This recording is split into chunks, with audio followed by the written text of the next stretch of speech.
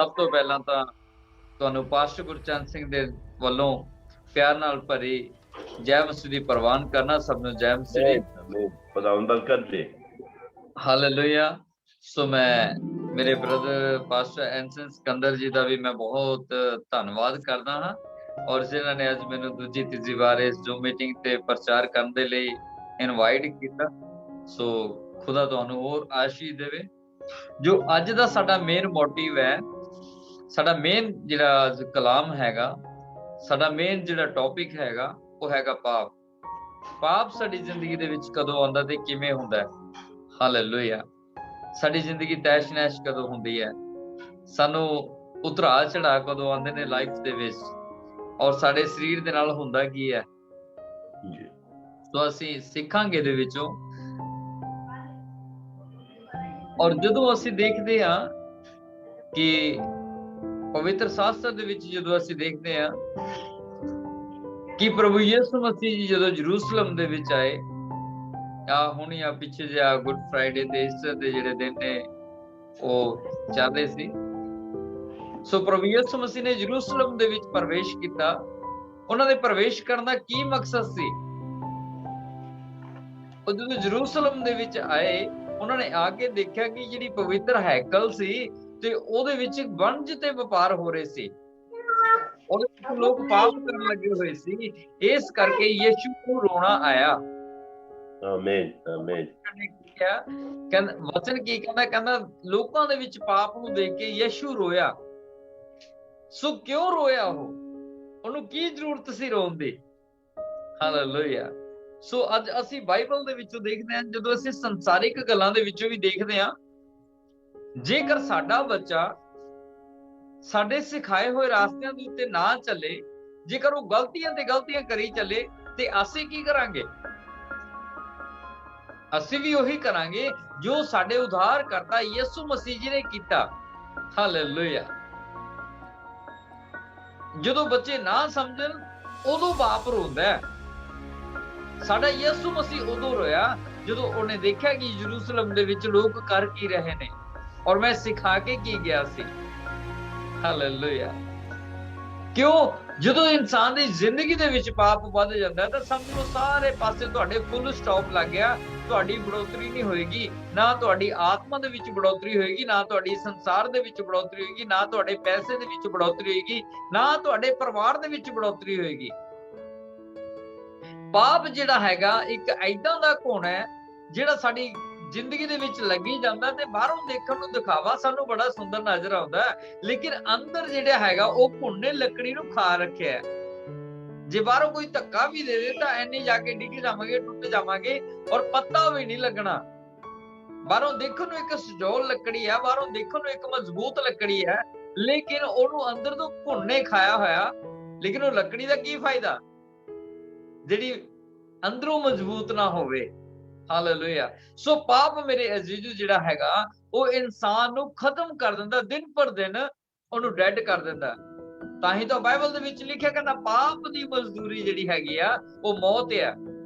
ਪਾਪ ਦੀ ਮਜ਼ਦੂਰੀ ਉਹ ਮੌਤ ਹੈ। ਆਓ ਅਸੀਂ ਜਦੋਂ ਪਵਿੱਤਰ ਸ਼ਾਸਤਰ ਦੇ ਵਿੱਚੋਂ ਪੜ੍ਹਦੇ ਹਾਂ, ਪਵਿੱਤਰ ਸ਼ਾਸਤਰ ਦੇ ਵਿੱਚ ਕੀ ਲਿਖਿਆ ਹੈ, ਜਦੋਂ ਅਸੀਂ ਦੂਜਾ ਤਿਮੋਥੀਅਸ ਉਹਦੀ 2 ਅਧਿਆਏ ਉਹਦੀ 21 ਆਇਤ ਨੂੰ ਪੜਾਂਗੇ। ਸੋ ਇੱਥੇ ਲਿਖਿਆ ਹੈ, ਸੋ ਜੇ ਕੋਈ ਆਪਣੇ ਆਪ ਨੂੰ ਇਹਨਾਂ ਤੋਂ ਸ਼ੁੱਧ ਕਰੇ ਤਾਂ ਉਹ ਆਦਰ ਦੇ ਕੰਮ ਲਈ ਪਵਿੱਤਰ ਕੀਤਾ ਹੋਇਆ, ਮਾਲਕ ਦੇ ਵਰਤਨ ਯੋਗ ਹਰੇਕ ਚੰਗੇ ਕੰਮ ਲਈ ਤਿਆਰ ਕੀਤਾ ਹੋਇਆ ਭਾਂਡਾ ਹੋਵੇਗਾ। ਸੋ ਹੁਣ ਇੱਥੇ ਕੀ ਹੈ, ਪਰਮੇਸ਼ਰ ਜੀ ਦਾ ਵਚਨ ਕਹਿੰਦਾ ਸੋ ਜੇ ਕੋਈ ਆਪਣੇ ਆਪ ਨੂੰ ਸ਼ੁੱਧ ਕਰੇ। ਕਿੱਦਾਂ ਸ਼ੁੱਧ ਕਰਨਾ ਸੀ? ਹਾਲੇਲੂਇਆ। ਨਹਾ ਕੇ ਸ਼ੁੱਧ ਨਹੀਂ ਕਰਨਾ, ਪਾਊਡਰ ਲਗਾ ਕੇ ਸ਼ੁੱਧ ਨਹੀਂ ਕਰਨਾ। ਅਸੀਂ ਆਪਣੇ ਮਨ ਨੂੰ ਸ਼ੁੱਧ ਕਰਨਾ ਜਿਹਦੇ ਅੰਦਰ ਗਲਤ ਵਿਚਾਰ ਆਉਂਦੇ ਨੇ। ਇਹ ਜ਼ੁਬਾਨ ਨੂੰ ਸ਼ੁੱਧ ਕਰਨਾ ਜਿਹਦੇ ਅੰਦਰੋਂ ਏਦਾਂ ਦੇ ਲਫ਼ਜ਼ ਨਿਕਲਦੇ ਨੇ ਕਿ ਸਾਹਮਣੇ ਵਾਲੇ ਨੂੰ ਬਿੰਨ ਕੇ ਰੱਖ ਦਿੰਦੇ ਨੇ।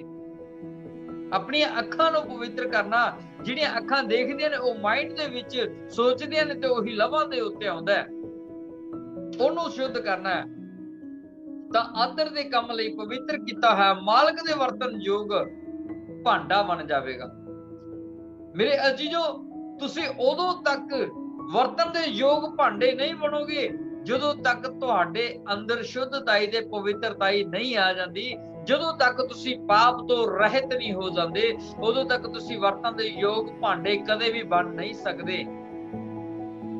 ਸੋ ਮੈਂ ਇੱਕ ਗੱਲ ਨੂੰ ਪੁੱਛਣਾ ਚਾਹੁੰਦਾ ਹਾਂ, ਜੇਕਰ ਅਸੀਂ ਨੇ ਇੱਕ ਆਪਣੇ ਵਰਤਨ ਦੇ ਵਿੱਚ ਇੱਕ ਦੁੱਧ ਨੂੰ ਰੱਖਣਾ ਹੋਵੇ ਤੇ ਬਰਤਨ ਥੋੜਾ ਖਰਾਬ ਹੋਵੇ ਤੇ ਉਹਦੇ ਵਿੱਚ ਦੁੱਧ ਪਾ ਲਈਏ, ਤੇ ਤੁਸੀਂ ਮੈਨੂੰ ਦੱਸੋ ਵੀ ਦੁੱਧ ਸਵੇਰ ਤੱਕ ਸੇਫ ਰਹੇਗਾ? ਨੋ, ਉਹਨੇ 5-10 ਮਿੰਟ ਤੋਂ ਬਾਅਦ ਕੀ ਹੋਣਾ, ਫਟ ਜਾਣਾ। ਕਿਉਂ? ਕਿਉਂਕਿ ਦੁੱਧ ਜਿਹੜਾ ਹੈਗਾ ਇੱਕ ਪਵਿੱਤਰਤਾਈ ਦਾ ਪ੍ਰਤੀਕ ਆਪਣੇ ਆਪ ਨੂੰ ਦਰਸਾਉਂਦਾ। ਜੇਕਰ ਜਿਵੇਂ ਉਹ ਦੁੱਧ ਖਰਾਬ ਹੋ ਗਿਆ, ਇਸੇ ਤਰ੍ਹਾਂ ਕੀ ਆ, ਪਵਿੱਤਰ ਆਤਮਾ ਕਦੇ ਵੀ ਏਦਾਂ ਦੇ ਸਰੀਰ ਦੇ ਵਿੱਚ ਪ੍ਰਵੇਸ਼ ਨਹੀਂ ਕਰਦਾ ਜਿਹਦੇ ਅੰਦਰ ਪਾਪ ਵੀ ਬੈਠਿਆ ਹੋਵੇ ਔਰ ਜਿਹਦਾ ਸਰੀਰ ਪਵਿੱਤਰ ਨਾ ਹੋਵੇ। ਉਹਦਾ ਨਾਮ ਪਵਿੱਤਰ ਆਤਮਾ ਕਿਉਂ ਰੱਖਿਆ ਗਿਆ? ਉਹਦਾ ਨਾਮ ਪਵਿੱਤਰ ਆਤਮਾ ਇਸ ਲਈ ਰੱਖਿਆ ਗਿਆ ਕਿਉਂਕਿ ਉਹ ਪਵਿੱਤਰ ਹੈ। ਉਹ ਪਵਿੱਤਰ ਹੈ। ਜੇ ਉਹ ਪਵਿੱਤਰ ਹੈ ਤਾਂ ਆਏਗਾ ਵੀ ਉਸੇ ਜਗ੍ਹਾ ਤੇ ਜਿਹੜੀ ਜਗ੍ਹਾ ਪਵਿੱਤਰ ਹੈ। ਡੈਫੀਨੇਟਲੀ ਇਹ ਤਾਂ ਸਾਨੂੰ ਸਭ ਨੂੰ ਪਤਾ ਹੈ। ਹਾਲੇਲੂਇਆ। ਸੋ ਪਰਮੇਸ਼ਰ ਦਾ ਵਚਨ ਕੀ ਕਹਿੰਦਾ? ਸੋ ਜੇ ਕੋਈ ਆਪਣੇ ਆਪ ਨੂੰ ਇਹਨਾਂ ਤੋਂ ਸ਼ੁੱਧ ਕਰੇ ਤਾਂ ਉਹ ਆਦਰ ਦੇ ਕੰਮ ਲਈ ਪਵਿੱਤਰ ਕੀਤਾ ਹੋਇਆ ਮਾਲਕ ਦੇ ਵਰਤਨ ਯੋਗ। ਹੁਣ ਜੇ ਅਸੀਂ ਮਾਲਕ ਦੇ ਵਰਤਨ ਯੋਗ ਭਾਂਡੇ ਬਣਨਾ, ਇੱਥੇ ਦੋ ਭਾਂਡਿਆਂ ਦੀ ਗੱਲ ਹੋ ਰਹੀ ਆ, ਇੱਕ ਆਦਰ ਦੇ ਭਾਂਡੇ ਦੀ ਤੇ ਇੱਕ ਨਰਾਦਰ ਦੇ ਭਾਂਡੇ ਦੀ। ਭਾਂਡੇ ਦੋ ਨੇ। ਹੁਣ ਜਿਹੜਾ ਇੱਕ ਰਸੋਈ ਦੇ ਵਿੱਚ ਪਿਆ ਉਹ ਸਾਡੇ ਆਦਰ ਦੇ ਯੋਗ ਭਾਂਡਾ ਹੈ। ਹੁਣ ਜਿਹੜਾ ਟਾਇਲਟ ਦੇ ਵਿੱਚ ਪਿਆ, ਵਾਸ਼ਰੂਮ 'ਚ ਪਿਆ, ਉਹ ਨਿਰਾਦਰ ਦੇ ਯੋਗ ਭਾਂਡਾ ਹੈ। ਹੁਣ ਪਾਣੀ ਦੋਨਾਂ ਦੇ ਵਿੱਚ ਹੀ ਹੈ। ਜੇਕਰ ਮੈਂ ਪਾਣੀ ਪੀਣਾ ਹੋਵੇ ਤਾਂ ਕਿਹੜੇ ਵਿੱਚੋਂ ਪੀਣਾ ਪਸੰਦ ਕਰਾਂਗਾ, ਟਾਇਲਟ ਵਾਲੇ ਚੋਂ ਜਾਂ ਕਿਚਨ ਵਾਲੇ ਚੋਂ? ਡੈਫੀਨੇਟਲੀ ਕਿ ਮੈਂ ਕਿਚਨ ਵਾਲੇ ਭਾਂਡੇ ਦੇ ਵਿੱਚੋਂ ਪਾਣੀ ਪੀਣਾ ਪਸੰਦ ਕਰਾਂਗਾ। ਕਿਉਂ? ਕਿਉਂਕਿ ਉਸ ਜਗ੍ਹਾ ਤੇ ਸਫਾਈ ਹੈ, ਔਰ ਜਿੱਥੇ ਸਫਾਈ ਹੈ ਉਸ ਜਗ੍ਹਾ ਤੇ ਉਹ ਬਰਤਨ ਵੀ ਪਿਆ ਜਿਹੜਾ ਇੱਕ ਆਦਰ ਦੇ ਯੋਗ ਭਾਂਡਾ ਹੈ। ਹਾਲੇਲੂਇਆ। ਸੋ ਹੁਣ ਸਾਨੂੰ ਸਮਝਣਾ ਪੈਣਾ ਕਿ ਇਸ ਭਾਂਡੇ ਨੂੰ ਅਸੀਂ ਆਦਰ ਯੋਗ ਬਣਾਉਣਾ ਜਾਂ ਨਿਰਾਦਰ ਯੋਗ ਬਣਾਉਣਾ ਹੈ। ਸੋ ਮੇਰੇ ਅਜ਼ੀਜ਼ੋ, ਮੈਂ ਦੱਸਣਾ ਚਾਹੁੰਦਾ ਹਾਂ ਕਿ ਜਿੱਦਾਂ ਪਰਮੇਸ਼ਰ ਦੇ ਦਾਸ ਨੇ, ਨਬੀ ਨੇ, ਸ਼ਾਊਲ ਨੇ ਹਜ਼ਾਰਾਂ ਸਾਲ ਪਹਿਲਾਂ ਪਾਪ ਕੀਤੇ ਸੀ। ਉਹ ਕੀ ਕਰਦਾ ਸੀ? ਲੋਕਾਂ ਨੂੰ ਉਹਦੀ ਮਾਰ ਦਿੰਦਾ ਸੀ ਜਿਹੜੇ ਯਿਸੂ ਮਸੀਹ ਦਾ ਨਾਮ ਲੈਂਦੇ ਸੀ। ਉਹਦੀ ਮਾਰ ਦਿੰਦਾ ਸੀ ਜਦੋਂ ਯਿਸੂ ਮਸੀਹ ਦੇ ਨਾਮ ਲੈਂਦੇ ਸੀ। ਜਿਹੜੇ ਪ੍ਰਚਾਰਕ ਸੀ ਉਹਨਾਂ ਨੂੰ ਮਾਰ ਕੇ ਸੁੱਟ ਦਿੰਦਾ ਸੀ। ਜਦੋਂ ਉਹ ਨਾ ਹਟਿਆ ਤਾਂ ਉਹ ਪਾਪ ਤੇ ਪਾਪ ਕਰਦਾ ਗਿਆ। ਤਾਂ ਇੱਕ ਦਿਨ ਕੀ ਹੋਇਆ? ਪਰਮੇਸ਼ਰ ਨੇ ਉਹਦੀਆਂ ਅੱਖਾਂ ਦੀ ਰੋਸ਼ਨੀ ਨੂੰ ਲੈ ਲਿਆ, ਖੋਲਿਆ, ਉਹਨੂੰ ਅੰਨਾ ਕਰ ਦਿੱਤਾ। ਜਦੋਂ ਉਹਨੂੰ ਪਤਾ ਲੱਗਾ ਕਿ ਹੁਣ ਮੇਰਾ ਵਜੂਦ ਕੁਝ ਵੀ ਨਹੀਂ ਹੈ, ਉਹ ਖੁੰਝੇ ਦੇ ਵਿੱਚ ਲੱਗਿਆ ਰਹਿੰਦਾ ਸੀ ਹਰ ਟਾਈਮ। ਫਿਰ ਉਹਨੇ ਇੱਕ ਦਿਨ ਪਰਮੇਸ਼ਰ ਨੇ ਕਿਹਾ, ਕਹਿੰਦਾ ਜਾ, ਇੱਕ ਨਬੀ ਦੀ ਡਿਊਟੀ ਲਗਾਈ ਕਿ ਜਾ ਸ਼ਾਊਲ ਨੂੰ ਕਹਿ ਕਿ ਹੁਣ ਤੈਨੂੰ ਪਰਮੇਸ਼ਰ ਚੰਗਾ ਕਰੇਗਾ। ਹਾਲੇਲੂਇਆ। ਸੋ ਮੇਰੇ ਅਜ਼ੀਜ਼ੋ, ਪਰਮੇਸ਼ਰ ਨੇ ਜਿਸ ਦਿਨ ਸ਼ਾਊਲ ਨੂੰ ਚੰਗਾ ਕੀਤਾ, ਉਸ ਦਿਨ ਜਿਸ ਦਿਨ ਉਹਦੀ ਨਿਗਾਹ ਨੂੰ ਵਾਪਸ ਕੀਤਾ, ਉਸ ਦਿਨ ਉਹਨੇ ਤੌਬਾ ਕਰ ਲਈ ਸੀ ਕਿ ਅੱਜ ਤੋਂ ਬਾਅਦ ਮੈਂ ਕਿਸੇ ਨੂੰ ਮਾਰਾਂਗਾ ਨਹੀਂ। ਸੋ ਮੇਰੇ ਪਿਆਰਿਓ, ਉਸੇ ਦਿਨ ਸ਼ਾਊਲ ਨੂੰ ਰਾਜ ਗੱਦੀ ਤੇ ਬਿਠਾ ਦਿੱਤਾ ਗਿਆ, ਉਹਨੂੰ ਰਾਜਾ ਬਣਾ ਦਿੱਤਾ ਗਿਆ। ਮੇਰੇ ਪਿਆਰਿਓ, ਇੱਕ ਪਾਪ ਚਾਹੇ ਉਹ ਛੋਟਾ ਚਾਹੇ ਉਹ ਵੱਡਾ, ਲੇਕਿਨ ਉਹ ਪਾਪ ਦਾ ਪਾਪ ਹੀ ਹੈ। ਪਾਪ ਚਾਹੇ ਛੋਟਾ ਚਾਹੇ ਵੱਡਾ, ਬਾਈਬਲ ਦੇ ਵਿੱਚ ਇੱਥੋਂ ਤੱਕ ਵੀ ਲਿਖਿਆ ਗਿਆ। ਲੇਕਿਨ ਅਗਰ ਤੇਰੀਆਂ ਅੱਖਾਂ ਕਿਸੇ ਨੂੰ ਦੇਖ ਕੇ ਆਪਣੇ ਮਨ ਦੇ ਵਿੱਚ ਗੰਦਾ ਵਿਚਾਰ ਪੈਦਾ ਕਰਦੀਆਂ ਨੇ ਤਾਂ ਸਮਝ ਲਓ ਤੁਸੀਂ ਪਾਪ ਕਰ ਬੈਠੇ ਹੋ। ਤਾਂ ਸਮਝ ਲਓ ਤੁਸੀਂ ਆਪਣੇ ਸਰੀਰ ਨੂੰ ਦਾਗ ਲਗਾ ਬੈਠੇ ਹੋ। ਮੇਰੇ ਅਜ਼ੀਜ਼ੋ, ਤਾਂ ਸਾਨੂੰ ਕਿੰਨੀ ਪਵਿੱਤਰਤਾਈ ਦੀ ਜ਼ਰੂਰਤ ਪਈ ਹੋਣੀ ਹੈ। ਯਿਸੂ ਮਸੀਹ ਨੇ ਸਾਨੂੰ ਪਵਿੱਤਰ ਰਹਿਣਾ ਸਿਖਾਇਆ ਕਿਉਂਕਿ ਉਹ ਪਵਿੱਤਰ ਸੀ। ਨਾ ਉਹਦੇ ਵਿੱਚ ਕਾਮ ਸੀ, ਨਾ ਕ੍ਰੋਧ ਸੀ, ਨਾ ਲੋਭ ਸੀ, ਨਾ ਮੋਹ ਸੀ, ਨਾ ਹੰਕਾਰ ਸੀ। ਲੇਕਿਨ ਜਦੋਂ ਵੀ ਧੰਨ ਸੁਆਮੀ ਸਤਿਗੁਰੂ ਯਿਸੂ ਮਸੀਹ ਜੀ ਗੱਲ ਕਰਦੇ ਸੀ, ਉਹ ਹਮੇਸ਼ਾ ਦ੍ਰਿਸ਼ਟਾਂਤਾਂ ਦੇ ਵਿੱਚ ਗੱਲ ਕਰਦੇ ਸੀ, ਸਿੱਧੀ ਕਿਸੇ ਨੂੰ ਗੱਲ ਨਹੀਂ ਸੀ ਕਹਿੰਦੇ। ਹਾਲੇਲੂਇਆ। ਸੋ ਸਾਡੇ ਸੁਆਮੀ ਨੇ ਸਾਨੂੰ ਪਵਿੱਤਰ ਰਹਿਣਾ ਸਿਖਾਇਆ। ਮੁੱਲ ਉਸੇ ਭਾਂਡੇ ਦਾ ਪੈਂਦਾ ਜਿਹੜਾ ਸਾਫ਼ ਤੇ ਪਵਿੱਤਰ ਕੀਤਾ ਹੋਵੇ। ਮੈਂ ਦੱਸਣਾ ਚਾਹੁੰਦਾ ਹਾਂ, ਤੁਸੀਂ ਦੇਖ ਆਪਣੇ ਘਰਾਂ ਦੇ ਵਿੱਚ ਨੋਟਿਸ ਕੀਤੀਆਂ ਹੋਣੀਆਂ ਨੇ ਕੁਝ ਗੱਲਾਂ। ਔਰ ਜਦੋਂ ਅਸੀਂ ਸੀਜ਼ਨ ਦੇ ਵਿੱਚ ਅਚਾਰ ਵੀ ਘਰ 'ਚ ਪਾਉਣਾ ਹੋਵੇ ਨਾ, ਤਾਂ ਅਸੀਂ ਆਪਣੇ ਬਰਤਨ ਨੂੰ ਪਹਿਲਾਂ ਚੰਗੀ ਤਰ੍ਹਾਂ, ਜਿਹਦੇ ਵਿੱਚ ਅਚਾਰ ਪਾਉਣਾ, ਉਹਨੂੰ ਧੋ ਕੇ ਚੰਗੀ ਤਰ੍ਹਾਂ ਉਹਨੂੰ ਧੁੱਪ ਦੇ ਵਿੱਚ ਸੁਕਾਉਣਾ ਸ਼ੁਰੂ ਕਰ ਦਿੰਦੇ ਆ। ਔਰ ਉਹਦੇ ਵਿੱਚ ਉਹਦੀ ਧੁੱਪ ਦੀਆਂ ਤੇਜ਼ ਕਿਰਨਾਂ ਲਗਾ ਦਿੰਦੇ ਆ ਇੱਕ ਵਾਰੀ, ਵੀ ਬਰਤਨ ਦਾ ਸਾਰਾ ਵਜੂਦ ਖਤਮ ਹੋ ਜਾਵੇ। ਸੇਕ ਦੇ ਵਿੱਚੋਂ ਦੀ। ਕਿਉਂ? ਕਿਉਂਕਿ ਜਦੋਂ ਉਹ ਬਰਤਨ ਸੁਕਾ ਕੇ ਇੱਕ ਵਾਰੀ ਧੁੱਪ ਦੇ ਵਿੱਚ ਪਾ ਦਿੱਤਾ, ਉਹ ਧੁੱਪ ਦੀਆਂ ਤੇਜ਼ ਕਿਰਨਾਂ ਉਹਦੇ ਵਿੱਚੋਂ ਲੰਘ ਜਾਣਗੀਆਂ। ਫਿਰ ਸਾਨੂੰ ਵਿਸ਼ਵਾਸ ਹੋ ਜਾਂਦਾ ਵੀ ਹੁਣ ਜਿਹੜਾ ਇਹਦੇ ਵਿੱਚ ਅਚਾਰ ਪਾ ਦਿੱਤਾ ਉਹ 5-4 ਸਾਲ ਖਰਾਬ ਹੋਣ ਵਾਲਾ ਨਹੀਂ ਹੈ। ਬੜੇ ਚਲਾਕ ਆ ਅਸੀਂ ਦੁਨੀਆਦਾਰੀ ਦੇ ਵਿੱਚ ਰਹਿੰਦੇ ਹੋਏ ਹਰੇਕ ਡੈਫੀਨੇਸ਼ਨ ਨੂੰ ਬੜੀ ਚੰਗੀ ਤਰ੍ਹਾਂ ਸਮਝਦੇ ਹਾਂ। ਦੁਨੀਆਦਾਰੀ ਦੇ ਵਿੱਚ ਰਹਿੰਦੇ ਹੋਏ ਅਸੀਂ ਹਰੇਕ ਕੰਮ ਨੂੰ ਚੰਗੀ ਤਰ੍ਹਾਂ ਸਮਝਦੇ ਹਾਂ ਕਿ ਅਸੀਂ ਆਪਣੇ ਆਪ ਨੂੰ, ਸਾਡੇ ਨਾਲੋਂ ਤਾਂ ਉਹ ਅਚਾਰ ਹੀ ਚੰਗਾ ਹੈ ਜੀ। ਜਿਹੜਾ ਜਿਹੜੇ ਭਾਂਡੇ 'ਚ ਪਿਆ ਉਹਨੂੰ ਘੱਟੋ ਘੱਟ ਧੁੱਪ ਦੇ ਵਿੱਚ ਦੀ ਤੇਜ਼ ਕਿਰਨਾਂ ਦੇ ਵਿੱਚੋਂ ਦੀ ਤਾਂ ਲੰਘਣਾ ਪਿਆ। ਕਿ ਸਾਡੀ ਇੰਨੀ ਵੀ ਵੈਲਿਊ ਨਹੀਂ, ਜਿਹਦੇ ਅੰਦਰ ਪਵਿੱਤਰ ਆਤਮਾ ਨੇ ਟਿਕਣਾ ਹੈ, ਉਹਨੂੰ ਉਹਦੇ ਵਿੱਚੋਂ ਦੀ ਕਿੰਨੀਆਂ ਕੁ ਤੇਜ਼ ਕਿਰਨਾਂ ਨਿਕਲਣਗੀਆਂ ਸੋਚ ਕੇ ਦੇਖ ਲਿਓ। ਹਾਲੇਲੂਇਆ। ਸੋ ਜਦੋਂ ਤੇਜ਼ ਕਿਰਨਾਂ ਨਿਕਲਣਗੀਆਂ ਉਦੋਂ ਸਾਨੂੰ ਆਪਣਾ ਵਜੂਦ ਛੱਡਣਾ ਪੈਣਾ ਹੈ, ਉਦੋਂ ਸਾਨੂੰ ਆਪਣੀ ਸੋਚ ਨੂੰ ਬਦਲਣਾ ਪੈਣਾ ਹੈ, ਉਦੋਂ ਆਪਣੀ ਥਿੰਕਿੰਗ ਨੂੰ ਬਦਲਣਾ ਪੈਣਾ ਹੈ, ਉਦੋਂ ਸਾਨੂੰ ਆਪਣੇ ਵਿਚਾਰਾਂ ਨੂੰ ਬਦਲਣਾ ਪੈਣਾ ਹੈ। ਧੰਨ ਸੁਆਮੀ ਸਤਿਗੁਰੂ ਯਿਸੂ ਮਸੀਹ ਜੀ ਨੇ ਹਰ ਵਾਰੀ ਇਹੀ ਗੱਲ ਕਹੀ ਹੈ ਕਿ ਜਗਤ ਦੀ ਜੋਤੀ ਮੈਂ ਹਾਂ, ਜੋ ਮੇਰੇ ਪਿੱਛੇ ਤੁਰਦੇ ਨੇ ਉਹ ਕਦੇ ਹਨੇਰੇ ਵਿੱਚ ਨਹੀਂ ਚੱਲਦੇ। ਜੀਵਨ ਦੀ ਰੋਟੀ ਮੈਂ ਹਾਂ, ਜੋ ਮੇਰੇ ਕੋਲ ਖਾਂਦੇ ਨੇ ਉਹ ਕਦੇ ਵੀ ਮੁੱਲੋਂ ਭੁੱਖੇ ਤੇ ਪਿਆਸੇ ਨਹੀਂ ਰਹਿੰਦੇ। ਸੋ ਕਿੱਥੇ ਗਏ ਫਿਰ ਉਹ ਵਾਅਦੇ ਜਿਹੜੇ ਪਰਮੇਸ਼ਵਰ ਨੇ ਸਾਡੇ ਨਾਲ ਕੀਤੇ ਹੋਏ ਨੇ ਕਿ ਅਸੀਂ ਅੱਜ ਛੋਟੇ ਜਿਹੇ ਪਾਪ ਦੇ ਲਈ ਉਸ ਪਿਤਾ ਪਰਮੇਸ਼ਵਰ ਦੇ ਨਾਲੋਂ ਆਪਣਾ ਨਾਤਾ ਤੋੜ ਬੈਠਦੇ ਹਾਂ, ਜਿਹਨੇ ਸਾਰੀ ਸ੍ਰਿਸ਼ਟੀ ਨੂੰ ਬਣਾਇਆ, ਜਿਹੜਾ ਆਕਾਸ਼ ਤੇ ਪ੍ਰਿਥਵੀ ਦਾ ਮਾਲਿਕ ਹੈ। ਅਸੀਂ ਇੱਕ ਪਾਪ ਦੀ ਵਜ੍ਹਾ ਦੇ ਨਾਲ ਉਹਦੇ ਨਾਲ ਰਿਸ਼ਤਾ ਤੋੜ ਦਿੰਦੇ ਹਾਂ, ਜਦਕਿ ਉਹ ਗੱਲ ਕਰਨ ਦੇ ਲਈ ਤਿਆਰ ਹੈ। ਬਾਈਬਲ ਬਿਆਨ ਕਰਦੀ ਹੈ, ਕਹਿੰਦਾ ਢੂੰਡੋਗੇ ਤਾਂ ਤੁਸੀਂ ਲੱਭ ਲਓਗੇ, ਖਟਖਟਾਓਗੇ ਤਾਂ ਤੁਹਾਡੇ ਲਈ ਖੋਲਿਆ ਜਾਏਗਾ। ਲੇਕਿਨ ਅਸੀਂ ਤਾਂ ਖਟਖਟਾਉਣ ਦੇ ਲਈ ਤਿਆਰ ਨਹੀਂ। ਪਾਪ ਦੇ ਦਰਵਾਜ਼ੇ ਨੂੰ ਭਾਵੇਂ ਖਟਖਟਾ ਲਈਏ, ਲੇਕਿਨ ਆਤਮਾ ਦੇ ਦਰਵਾਜ਼ੇ ਨੂੰ ਖਟਖਟਾਉਣ ਦੇ ਲਈ ਤਿਆਰ ਨਹੀਂ ਹੁੰਦੇ। ਸੋ ਕਿੱਥੇ ਗਏ ਸਾਡੇ ਵਾਅਦੇ ਇਹ? ਸੋ ਅੱਜ ਜਿਹੜਾ ਦੁਨੀਆ ਦੇ ਵਿੱਚ ਪਾਪ ਤੇ ਪਾਪ ਵੱਧ ਰਿਹਾ, ਉਹਦਾ ਰੀਜ਼ਨ ਇਹੀ ਹੈ ਕਿ ਦੁਨੀਆ ਪਰਮੇਸ਼ਵਰ ਤੋਂ ਦੂਰ ਹੋ ਚੁੱਕੀ ਹੈ ਔਰ ਉਹ ਭੁੱਲ ਬੈਠੇ ਨੇ ਕਿ ਸਾਡੇ ਸੁਆਮੀ ਸਤਿਗੁਰੂ ਯਿਸੂ ਮਸੀਹ ਨੇ ਆਪਣੇ ਹੱਥਾਂ ਪੈਰਾਂ 'ਚ ਗਿੱਲੇ ਇਸ ਲਈ ਗੜਵਾਏ ਕਿ ਅਸੀਂ ਅੱਜ ਆਜ਼ਾਦ ਘੁੰਮ ਸਕੀਏ। ਔਰ ਮਤੀ 11:28 ਦੇ ਵਿੱਚ ਲਿਖਿਆ ਹੈ, ਪਰਮੇਸ਼ਵਰ ਕਹਿੰਦਾ ਜਾਓ ਜਾਤੀ ਜਾਤੀ ਦੇ ਲੋਕਾਂ ਨੂੰ ਸੁਸਮਾਚਾਰ ਸੁਣਾਓ ਔਰ ਉਹਨਾਂ ਨੂੰ ਪੁੱਤਰ ਪਿਤਾ ਪਵਿੱਤਰ ਆਤਮਾ ਦੇ ਨਾਮ ਦੇ ਵਿੱਚ ਬਪਤਿਸਮਾ ਦਿਓ ਔਰ ਉਹਨਾਂ ਨੂੰ ਮੇਰੇ ਚੇਲੇ ਬਣਾਓ। ਉਹਨਾਂ ਨੂੰ ਸਿਖਾਓ ਕਿ ਜੋ ਤੁਸੀਂ ਹੁਕਮ ਪੂਰਾ ਕਰਦੇ ਹੋ ਉਹ ਵੀ ਹੁਕਮ ਪੂਰਾ ਕਰਨ। ਇੱਥੇ ਪ੍ਰਭੂ ਯਿਸੂ ਮਸੀਹ ਕੱਲੇ ਈਸਾਈਆਂ ਨੂੰ ਬਚਾਉਣ ਦੇ ਲਈ ਨਹੀਂ ਆਏ, ਇੱਥੇ ਜਾਤੀ ਜਾਤੀ ਦੇ ਲੋਕਾਂ ਦੀ ਗੱਲਾਂ ਹੋ ਰਹੀਆਂ ਨੇ।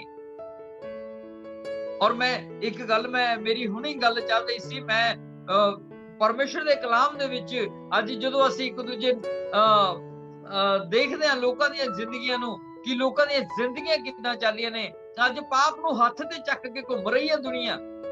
ਮਰਨਾ ਕਿਸੇ ਦੇ ਯਾਦ ਨਹੀਂ ਹੈ ਕਿ ਅਸੀਂ ਮਰ ਵੀ ਜਾਣਾ ਹੈ। ਔਰ ਖੁਦਾ ਮੈਨੂੰ ਮਾਫ ਕਰੇ, ਮੈਂ ਜੋ ਗੱਲ ਦੱਸ ਰਿਹਾ ਰੀਅਲ ਦੱਸ ਰਿਹਾ। ਔਰ ਪਿਛਲੇ ਹਫਤੇ ਇੱਕ ਚਰਚ ਦੇ ਵਿੱਚ ਗਵਾਹੀ ਹੋਈ ਸੀ, ਉਹ ਭਰਾ ਦੀ ਪਰਮੇਸ਼ਰ ਨੇ ਗਲੇ ਨੂੰ ਠੀਕ ਕੀਤਾ ਸੀ ਔਰ ਉਹ YouTube ਤੇ ਪਹਿਲੀ ਹੀ ਵੀਡੀਓ ਪਈ ਹੋਈ ਆ, ਹੁਣ ਵੀ ਪਈ ਹੋਈ ਹੈ। ਆ ਜਿਹੜਾ ਪਿੱਛੇ ਵੀਕ ਨਿਕਲਿਆ, ਲੇਕਿਨ ਬੜਾ ਉਹਨਾਂ ਨੂੰ ਸਮਝਾਇਆ ਕਿ ਯਾਰ ਆਪਣੀ ਲਾਈਫ ਨੂੰ ਚੇਂਜ ਕਰ ਲਓ, ਆਪਣੀ ਲਾਈਫ ਨੂੰ ਚੇਂਜ ਕਰ ਲਿਓ।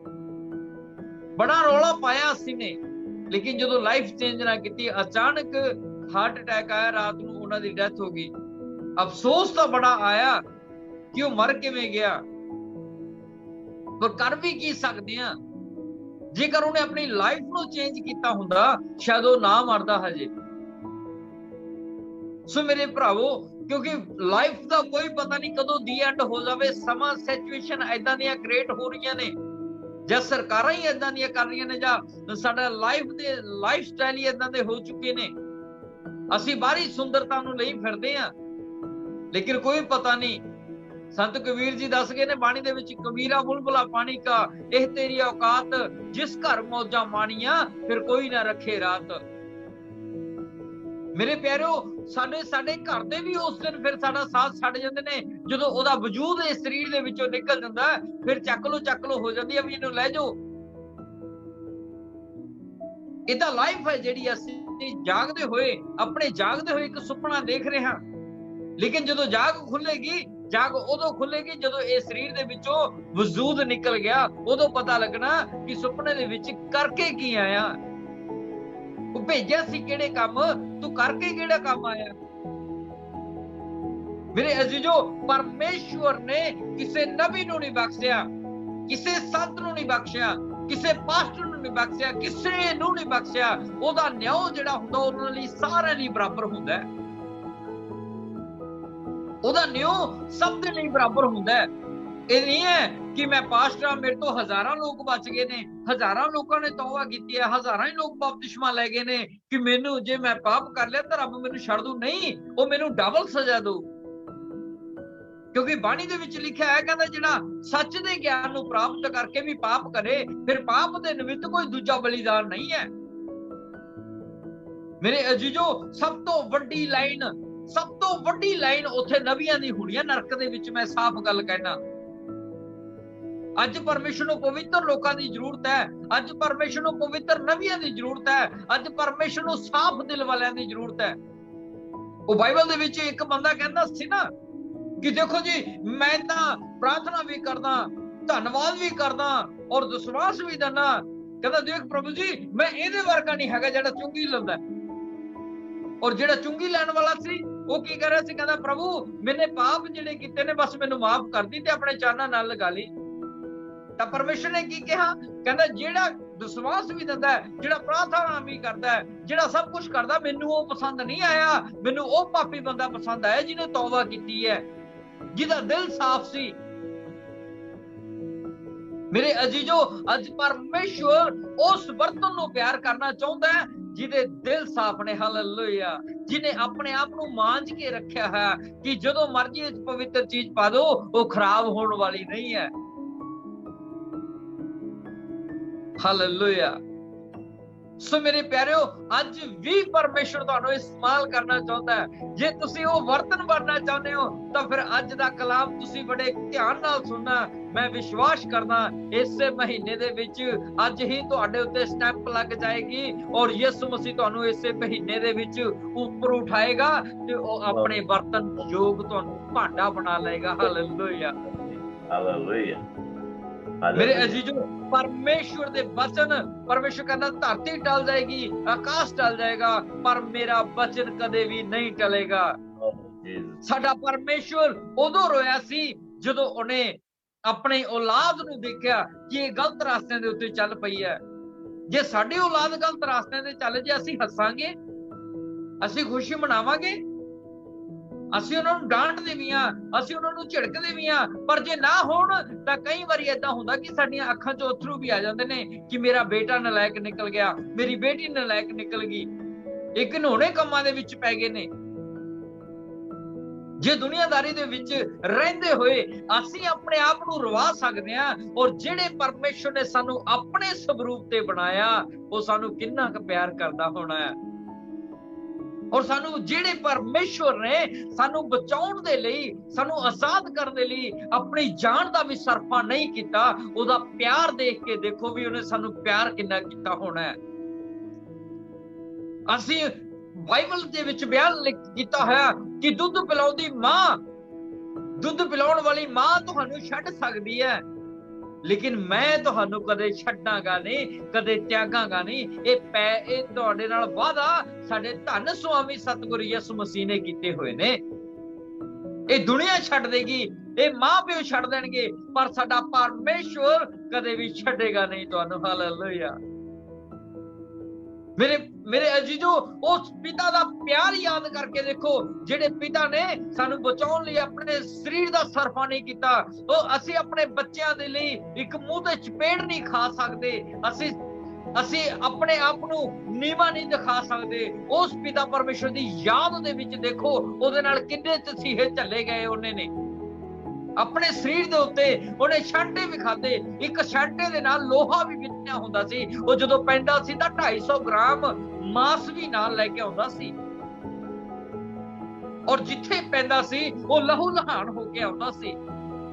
ਔਰ ਬੁਣ ਕੇ ਤਾਰਾਂ ਦਾ ਉਹਨਾਂ ਨੇ, ਕੰਡਿਆਂ ਦਾ ਉਹਨਾਂ ਨੇ ਰੱਖ ਕੇ ਗੁੰਦ ਕੇ ਉਹਦੇ ਸਿਰ ਦੇ ਉੱਤੇ ਰੱਖ ਦਿੱਤਾ ਵੀ ਉੱਤੇ ਵਜਨ ਪਾ ਦਿੱਤਾ ਕਿ ਸਿਰ 'ਚ ਵੀ ਗੱਡ ਜਾਣ।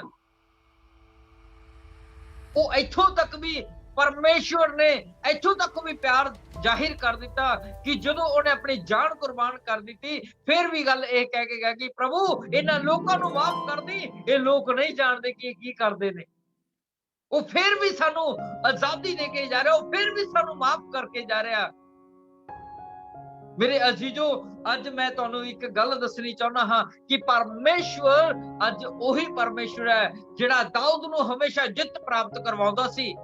ਅੱਜ ਵੀ ਉਹੀ ਪਰਮੇਸ਼ਵਰ ਹੈ ਜਿਹਦਾ ਨਾਮ ਲੈ ਕੇ ਦਾਊਦ ਹਰੇਕ ਲੜਾਈ ਦੇ ਵਿੱਚੋਂ ਫਤਿਹ ਪ੍ਰਾਪਤ ਕਰਦਾ ਸੀ। ਅੱਜ ਵੀ ਉਹੀ ਪਰਮੇਸ਼ਵਰ ਹੈ ਜਿਹੜਾ ਆਪਣੇ ਨਬੀਆਂ ਦੇ ਅੱਗੇ ਅੱਗੇ ਕੰਮ ਕਰਦਾ ਸੀ। ਅੱਜ ਵੀ ਉਹੀ ਪਰਮੇਸ਼ਵਰ ਹੈ ਜਿਹੜਾ ਹਰੇਕ ਨਬੀ ਨੂੰ ਜਿੱਤ ਪ੍ਰਾਪਤ ਕਰਦਾ ਸੀ।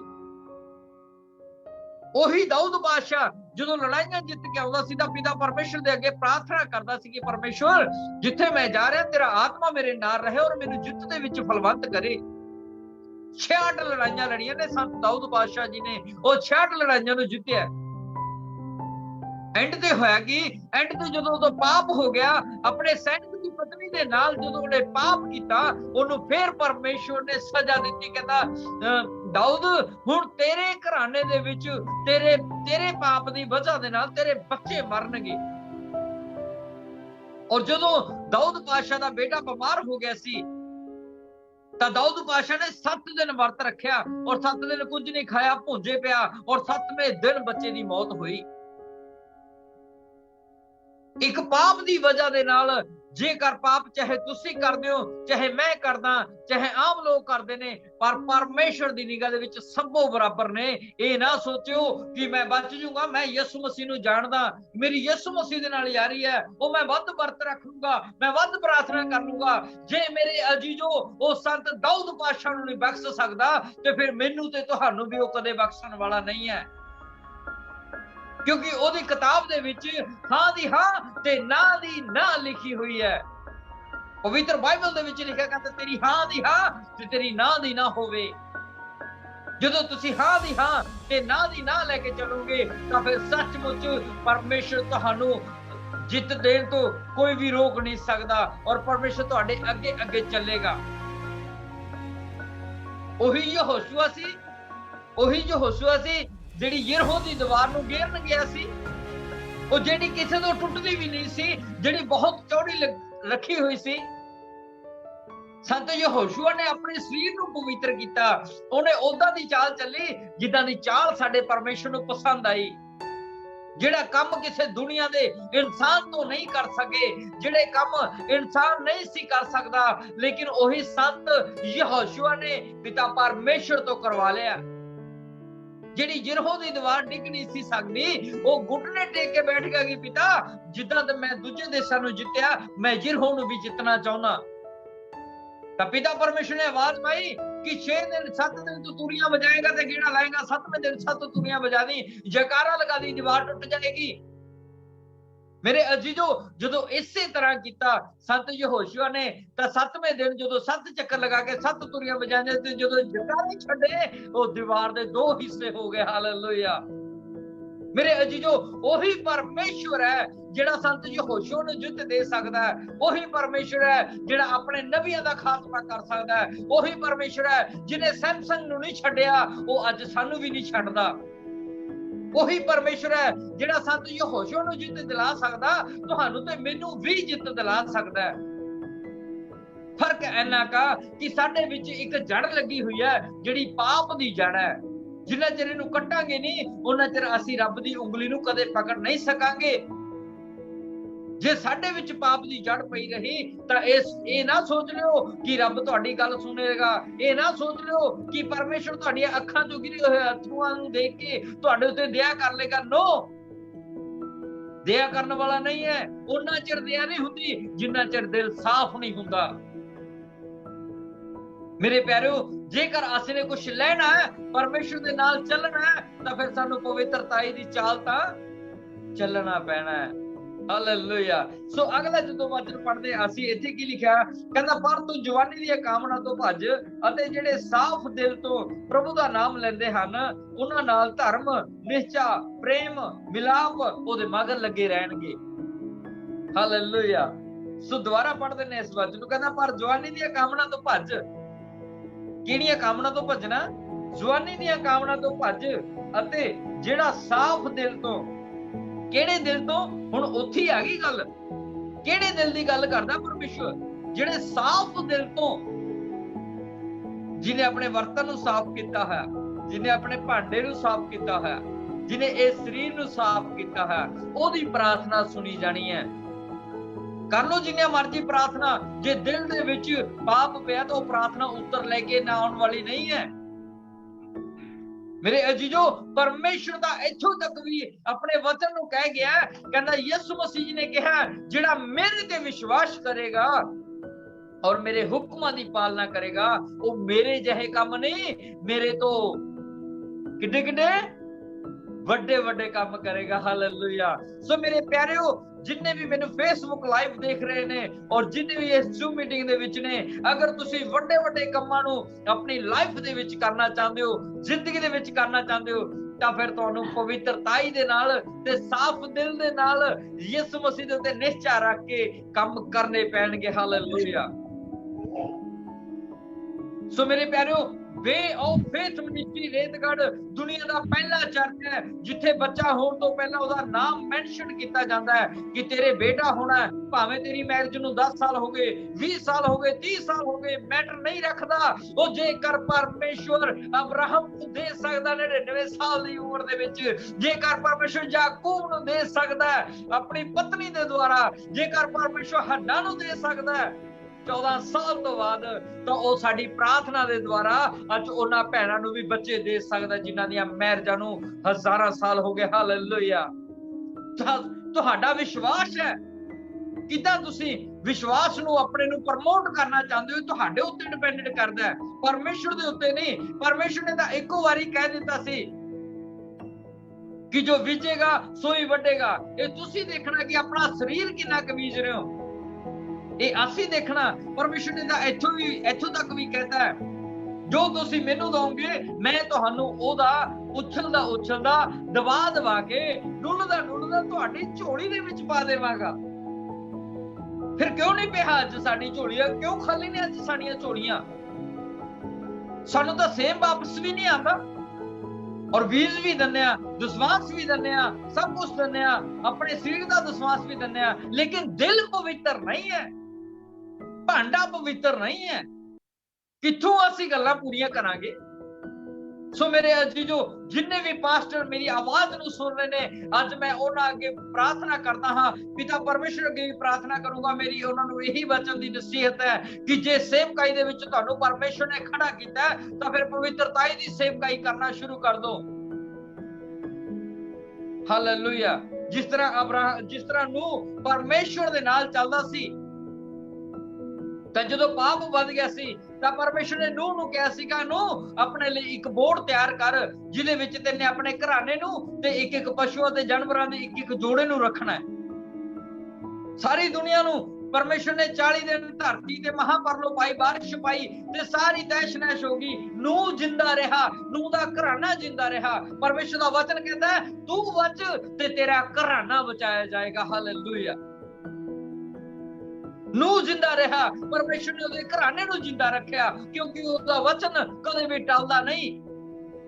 ਮੇਰੇ ਅਜੀਜ਼ੋ, ਅੱਜ ਸਾਨੂੰ ਵਚਨ ਦੀ ਜ਼ਰੂਰਤ ਹੈ, ਚਾਹੇ ਉਹ ਨਬੀ ਨੇ, ਚਾਹੇ ਉਹ ਪਾਸਟਰ ਨੇ। ਮੈਂ ਦੱਸ ਦਿੰਦਾ, ਸਭ ਤੋਂ ਵੱਡੀ ਲਾਈਨ ਨਰਕ ਦੇ ਵਿੱਚ ਪਾਸਟਰਾਂ ਦੀ ਹੋਣੀ ਹੈ, ਕਿਉਂਕਿ ਉਹਨਾਂ ਨੇ ਆਪਣੇ ਆਪ ਨੂੰ ਲਾਇਸੈਂਸ ਲੈ ਲਿਆ ਕਿ ਯਿਸੂ ਮਸੀਹ ਮੇਰੇ ਅੰਡਰ ਚ ਹੈ। ਉਹ ਅੰਡਰ ਚ ਨਹੀਂ, ਉਹ ਅਸੀਂ ਉਹਦੇ ਅੰਡਰ ਦਾ।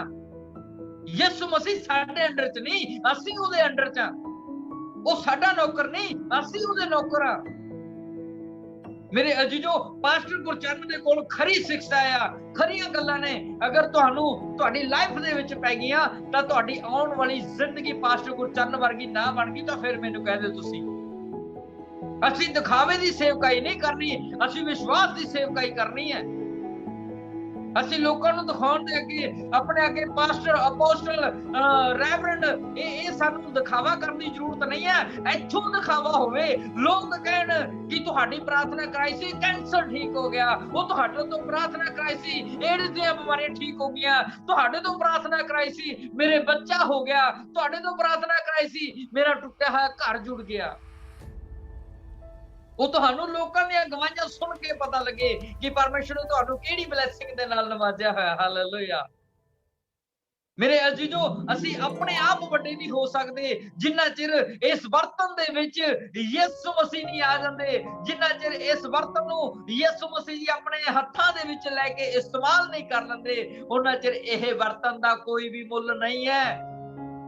ਉਹਨਾਂ ਚਿਰ ਇਸ ਬਰਤਨ ਦਾ ਕੋਈ ਵੀ ਮੁੱਲ ਪੈਣ ਵਾਲਾ ਨਹੀਂ ਹੈ।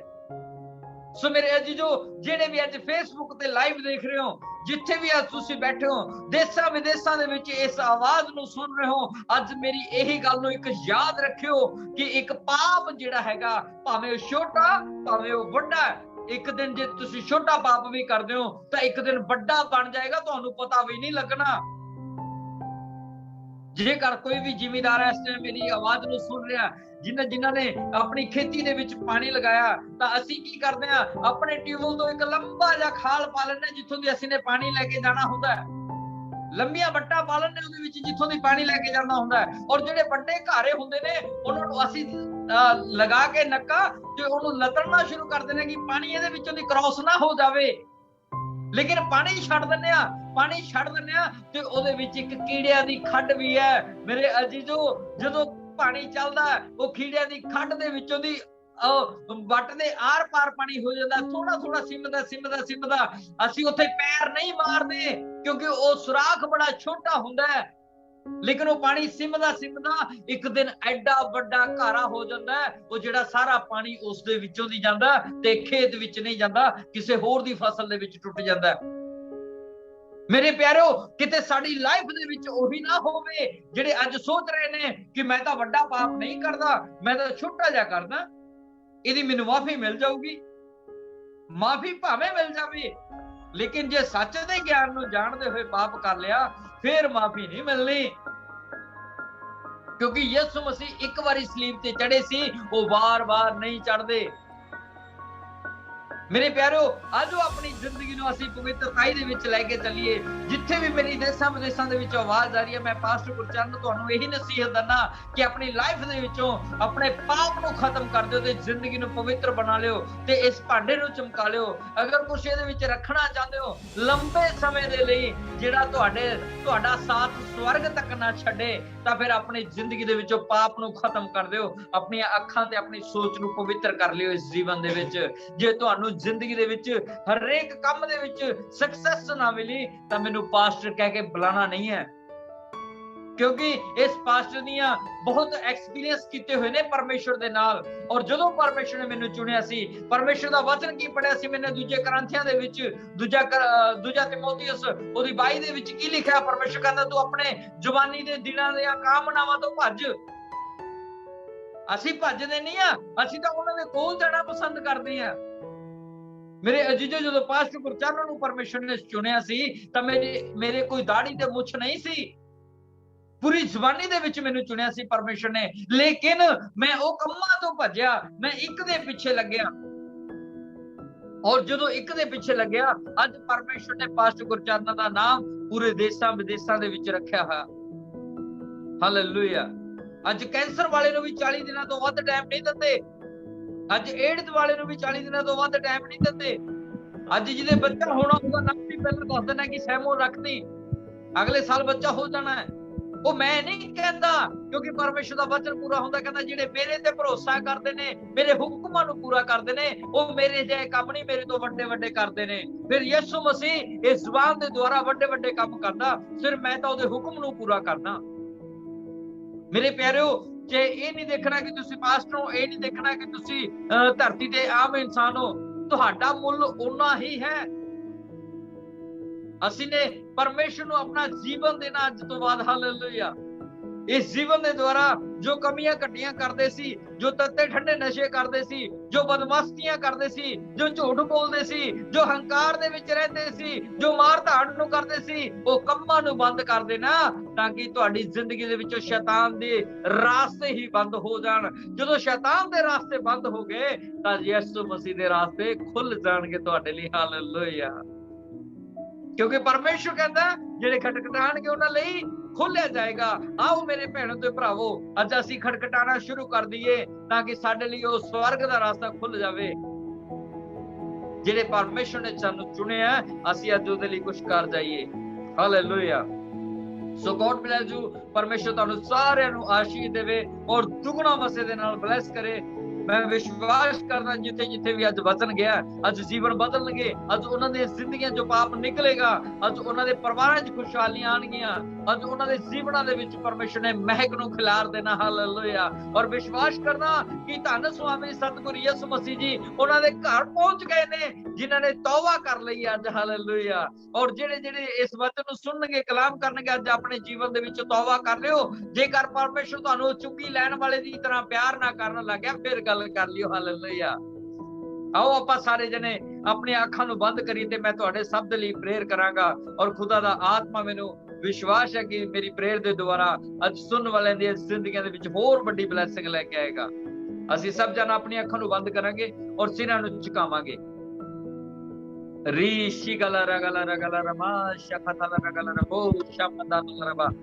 ਪਵਿੱਤਰ ਆਤਮਾ ਦੀ ਇਹ ਸੁਣਨ ਵਾਲੀ ਆਵਾਜ਼ ਸਭ ਦੇਸ਼ਾਂ ਦੇ ਵਿੱਚ ਜਾ ਰਹੀ ਹੈ। ਮੇਰੇ ਪ੍ਰਭੂ, ਉਹਨਾਂ ਦੇ ਕੰਨ ਪਵਿੱਤਰ ਹੋ ਜਾਣ, ਉਹਨਾਂ ਦੇ ਸਰੀਰ ਪਵਿੱਤਰ ਹੋ ਜਾਣ, ਉਹਨਾਂ ਦੇ ਹਿਰਦੇ ਪਵਿੱਤਰ ਹੋ ਜਾਣ, ਸੋਚਾਂ ਪਵਿੱਤਰ ਹੋ ਜਾਣ। ਔਰ ਪਿਤਾ ਪਰਮੇਸ਼ਵਰ ਜੀ, ਉਹਨਾਂ ਦੇ ਜੀਵਨਾਂ ਨੂੰ ਮੈਂ ਸਵਰਗ ਰਾਜ ਦੇ ਵਿੱਚ ਦੇਖਣਾ ਚਾਹੁੰਦਾ ਤੇਰੇ ਨਾਮ ਦੇ ਵਿੱਚ। ਜਿੱਥੇ ਜਿੱਥੇ ਵੀ ਅੱਜ ਤੇਰੇ ਵਚਨ ਦਾ ਬੀਜ ਬੀਜਿਆ ਗਿਆ ਪ੍ਰਭੂ ਜੀ, ਮੈਂ ਵਿਸ਼ਵਾਸ ਕਰਦਾ ਕਿ ਅਗਲੇ ਮਹੀਨੇ ਨੇ ਅੱਜ ਤੋਂ ਹੀ ਉੱਗਣਾ ਸ਼ੁਰੂ ਹੋ ਚੁੱਕਿਆ ਪ੍ਰਭੂ ਜੀ, ਅੱਜ ਤੋਂ ਹੀ ਉੱਗਣਾ ਸ਼ੁਰੂ ਹੋ ਚੁੱਕਿਆ ਪ੍ਰਭੂ ਜੀ। ਮੈਂ ਉੱਥੇ ਆਵਾਜ਼ ਕਰਦਾ ਹਾਂ ਪਿਤਾ ਪਰਮੇਸ਼ਵਰ, ਜਿੱਥੇ ਆਵਾਜ਼ ਨਹੀਂ ਗਈ ਮੇਰੇ ਪਿਤਾ ਪਰਮੇਸ਼ਵਰ ਜੀ, ਜਿੱਥੇ ਵੀ ਅੱਜ ਤੇਰਾ ਕਲਾਮ ਗਿਆ ਪਿਤਾ ਪਰਮੇਸ਼ਵਰ, ਉਸ ਜਗ੍ਹਾ ਦੇ ਉੱਤੇ ਪਿਤਾ ਪਰਮੇਸ਼ਵਰ ਜੀ ਵੱਡੇ ਵੱਡੇ ਮਿਰੇਕਲਸ ਹੋ ਰਹੇ ਨੇ। ਯਿਸੂ ਬਚਾਏ ਜਾਣਗੇ ਔਰ ਤੇਰੇ ਸਵਰਗ ਰਾਜ ਦੇ ਲਈ ਤਿਆਰ ਕੀਤੇ ਜਾਣਗੇ ਪਿਤਾ ਪਰਮੇਸ਼ਵਰ। ਮੇਰੇ ਪ੍ਰਭੂ ਜੀ, ਮਤੀ 11:28 ਦੇ ਵਿੱਚ ਲਿਖਿਆ ਕਿ ਜਾਓ ਜਾਤੀ ਜਾਤੀ ਦੇ ਲੋਕਾਂ ਨੂੰ ਸੁਸਮਾਚਾਰ ਸੁਣਾਓ, ਉਹਨਾਂ ਨੂੰ ਪੁੱਤਰ ਪਿਤਾ ਪਵਿੱਤਰ ਆਤਮਾ ਨਾਮ ਚ ਬਪਤਿਸਮਾ ਦਿਓ, ਉਹਨਾਂ ਨੂੰ ਮੇਰੇ ਹੁਕਮ ਮੰਨਣੇ ਸਿਖਾਓ, ਤਾਂ ਕਿ ਦੇਖੋ ਮੈਂ ਯੁੱਗ ਦੇ ਅੰਤ ਤੱਕ ਤੁਹਾਡੇ ਨਾਲ ਹਾਂ। ਮੇਰੇ ਪਿਤਾ ਮੇਰੇ ਪਰਮੇਸ਼ਵਰ, ਆਓ ਸਾਡੀ ਮਦਦ ਕਰੋ। ਜਿੱਥੇ ਵੀ ਆਵਾਜ਼ ਗਈ ਹੈ ਪ੍ਰਭੂ ਜੀ, ਆਓ ਜਾਤੀ ਜਾਤੀ ਦੇ ਲੋਕਾਂ ਦੇ ਵਿੱਚ ਆਪਣੇ ਨਾਮ ਨੂੰ ਫੈਲਾ ਦਿਓ ਪਿਤਾ ਪਰਮੇਸ਼ਵਰ, ਤਾਂ ਕਿ ਸਾਰੇ ਜਗਤ ਨੂੰ ਪਤਾ ਲੱਗ ਜਾਏ ਮੁਕਤੀ ਦਾਤਾ ਸਾਡਾ ਯਿਸੂ ਮਸੀਹ ਹੈ। ਯਿਸੂ ਮਸੀਹ ਤੋਂ ਮੁਕਤੀ ਬਿਨਾ ਨਹੀਂ ਹੈ ਮੇਰੇ ਪਿਤਾ ਪਰਮੇਸ਼ਵਰ। ਅਸੀਂ ਤੁਹਾਡਾ ਧੰਨਵਾਦ ਕਰਦੇ ਹਾਂ ਮੇਰੇ ਪਿਤਾ, ਅਸੀਂ ਤੁਹਾਡਾ ਧੰਨਵਾਦ ਕਰਦੇ, ਤੁਹਾਡਾ ਸ਼ੁਕਰਾਨਾ ਕਰਦੇ ਕਿ ਤੁਹਾਡੇ ਪਿਆਰੇ ਪੁੱਤਰ ਯਿਸੂ ਮਸੀਹ ਦੇ ਪਵਿੱਤਰ ਲਹੂ ਦੇ ਦੁਆਰਾ ਅਸੀਂ ਆਜ਼ਾਦੀ ਪਾਈ ਹੈ ਮੇਰੇ ਪਿਤਾ। ਅਸੀਂ ਸਵਰਗ ਰਾਜ ਦੇ ਅਧਿਕਾਰੀ ਬਣ ਚੁੱਕੇ ਹਾਂ ਮੇਰੇ ਪਿਤਾ। ਅਸੀਂ ਪ੍ਰਾਰਥਨਾ ਕਰਦੇ ਹਾਂ ਪ੍ਰਭੂ ਜੀ, ਜਿੰਨੇ ਵੀ ਪਾਸਟਰ ਵੀਰ ਸੁਣ ਰਹੇ ਨੇ ਇਸ ਆਵਾਜ਼ ਨੂੰ ਪ੍ਰਭੂ ਜੀ, ਉਹਨਾਂ ਦੇ ਉੱਤੇ ਤੇਰਾ ਆਤਮਾ ਉਤਰੇ ਤੇ ਉਹਨਾਂ ਨੂੰ ਸੱਚਾਈ ਦੀ ਸੇਵਕਾਈ ਦੇ ਵੱਲ ਲੈ ਕੇ ਜਾਵੇ ਮੇਰੇ ਪਿਤਾ। ਅਸੀਂ ਦਿਖਾਵਾ ਕਰਨ ਵਾਲੇ ਨਾ ਹੋਈਏ, ਅਸੀਂ ਪਵਿੱਤਰਤਾਈ ਦੀ ਸੇਵਾ ਦੇ ਲਈ ਬੁਲਾਏ ਗਏ ਹਾਂ ਪਿਤਾ ਪਰਮੇਸ਼ਵਰ। ਆਓ ਧੰਨ ਸੁਆਮੀ ਸਤਿਗੁਰੂ ਯਿਸੂ ਮਸੀਹ ਦੇ ਨਾਮ ਦੇ ਵਿੱਚ ਸਾਡੀ ਸਾਰਿਆਂ ਦੀ ਆਵਾਜ਼ ਨੂੰ ਮਿਲ ਕੇ ਅਸੀਂ ਮੰਗ ਲੈਂਦੇ ਹਾਂ ਪਿਤਾ ਪਰਮੇਸ਼ਵਰ ਜੀ ਦੇ ਕੋਲੋਂ। ਉੱਚੀ ਬੋਲਾਂਗੇ ਸਭ ਜਨ ਆਮੀਨ। ਹੋਰ ਵੀਡੀਓ ਦੇਖਣ ਲਈ ਪਾਸਟਰ ਗੁਰਚਰਨ ਸਿੰਘ ਰੇਤਗੜ੍ਹ ਦੇ ਫੇਸਬੁੱਕ ਚੈਨਲ ਨੂੰ ਫੋਲੋ ਕਰੋ ਅਤੇ YouTube ਚੈਨਲ ਨੂੰ ਸਬਸਕ੍ਰਾਈਬ ਕਰੋ। ਤੁਸੀਂ ਹਰ ਸਮੇਂ ਪਰਮੇਸ਼ਵਰ ਦੇ ਬਚਨਾਂ ਦਾ ਆਨੰਦ ਲੈ ਸਕਦੇ ਹੋ। ਤੁਸੀਂ ਆਪਣਾ ਦਸਵੰਧ ਆਫਰਿੰਗ ਚਰਚ ਬਿਲਡਿੰਗ ਲਈ ਡੋਨੇਸ਼ਨਸ ਇਹਨਾਂ ਬੈਂਕ ਅਕਾਊਂਟ ਜ਼ਰੀਏ ਸਾਡੇ ਕੋਲ ਭੇਜ ਸਕਦੇ ਹੋ। ਸਤਸੰਗ ਦਾ ਸਮਾਂ ਹਰ ਐਤਵਾਰ 10 ਵਜੇ ਤੋਂ ਦੁਪਹਿਰ 1:30 ਵਜੇ ਤੱਕ ਪਿੰਡ ਰੇਤਗੜ੍ਹ ਸਮਾਣਾ ਤੋਂ ਪਾਤਰਾ ਰੋਡ ਤੇ ਕੀਤਾ ਜਾਂਦਾ ਹੈ, ਜਿੱਥੇ ਸਾਰਿਆਂ ਦੀ ਸੁਖ ਸ਼ਾਂਤੀ ਲਈ ਪ੍ਰਾਰਥਨਾ ਕੀਤੀ ਜਾਂਦੀ ਹੈ। ਜੈਮਸੀ।